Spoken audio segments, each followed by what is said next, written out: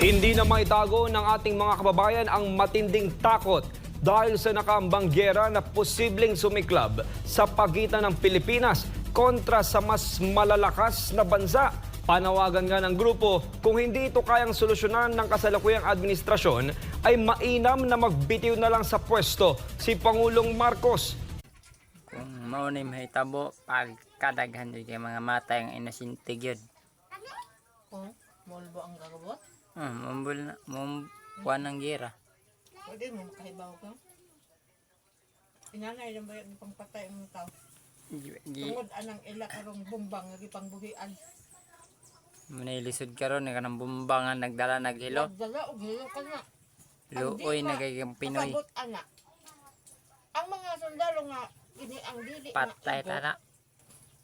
Ang mga sundalo nga dili maigot, mga luyara. Namatay yun na yung